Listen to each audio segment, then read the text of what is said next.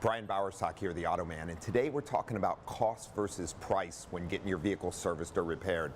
You may say to yourself, hey, it's the same thing, but to be honest with you, it's not.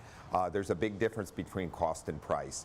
Price is what you're quoted. If you call around and look for a service or repair and you say, hey, I need a fuel pump replaced in my vehicle or coolant hoses or whatever, that would be actually the price that you get quoted.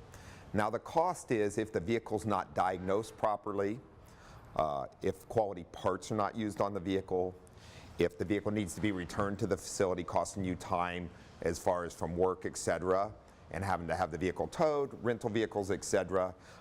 When a vehicle's not repaired properly, that actually ends up being the cost, which is the end result.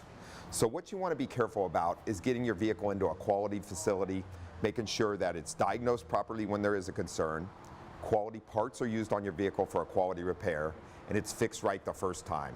That will help keep the costs down on your vehicle from there.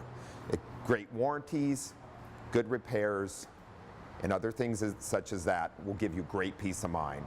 I'm Brian Bowersock, the Auto Man.